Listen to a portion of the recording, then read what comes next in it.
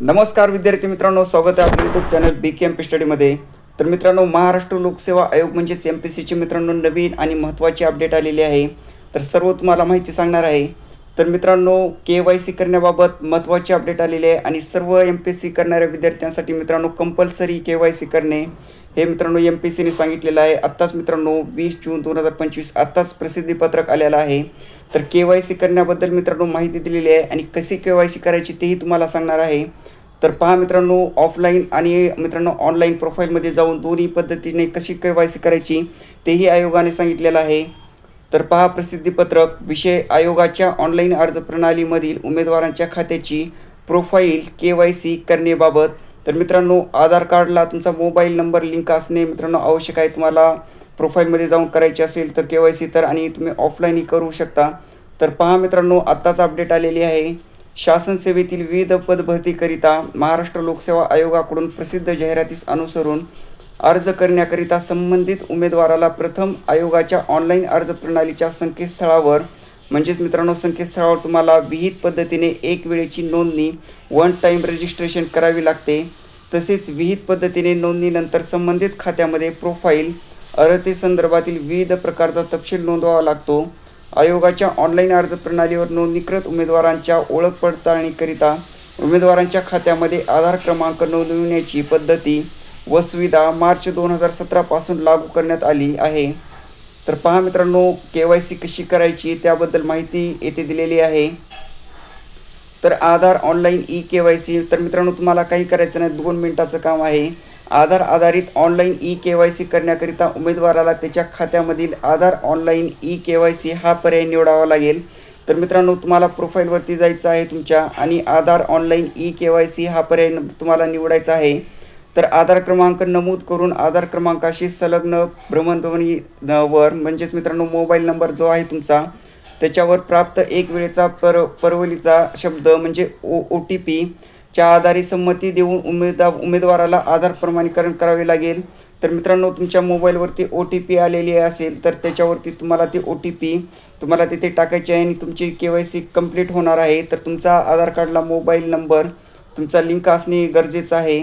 तर प्रस्तुत पद्धतीने यशस्वीपणे KYC पूर्ण होण्यासाठी उमेदवारांचा आधार क्रमांकाशी संलग्न भ्रमणध्वनी क्रमांक कार्यरत असणे आवश्यक आहे।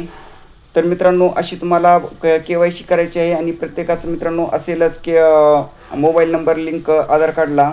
जर तुमचा आधार ऑफलाईन पेपरलेस डिजिटल KYC करायची असेल तुम्हाला, तर तुम्हाला मित्रांनो उमेदवारांना त्यांच्या खात्यामधील आधार ऑफलाईन पेपरलेस डिजिटल KYC हा पर्याय निवडावा लागेल आणि उमेदवारांनी भारतीय विशिष्ट ओळख प्राधिकरणाचे संकेतस्थळ आधार मोबाईल उपयोजन ॲप म्हणजेच मित्रांनो ॲप जे आहे ते नोंदणीकृत क्रमांकावर इनबाउंड SMS द्वारे आधार सेवा केंद्रामधून बायोमेट्रिक तपशिलाद्वारे उपलब्ध करून घेतलेली आधार ऑफलाईन KYC।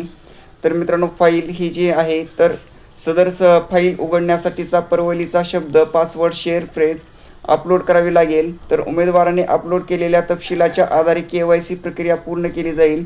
तर सदर प्रक्रिया ऑफलाईन केली जाणार असल्याने याकरिता वेळ लागू शकतो। तर मित्रांनो, तुम्हाला ऑनलाईन ही सर्वात सोपी मित्रांनो पद्धत आधार ऑनलाईन KYC ही आहे। जर मित्रांनो आधार ऑफलाईन पेपर आधारित KYC करायची असेल तर तुम्हाला हा पर्याय दिलेला आहे आयोगाने।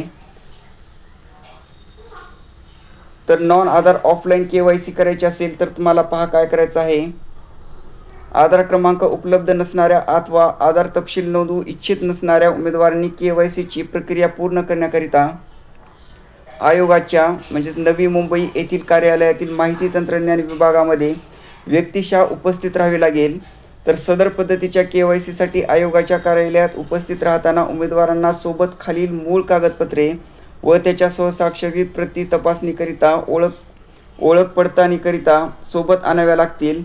तर Aadhaar card, PAN card, smart card प्रकारचे ड्रायव्हिंग लायसन्स, मतदार ओळखपत्र, पासपोर्ट, दिव्यांग वैश्विक ओळखपत्र यापैकी कोणती 2 मूळ ओळखपत्रे व त्यांच्या स्वाक्षरित छायांकित प्रती।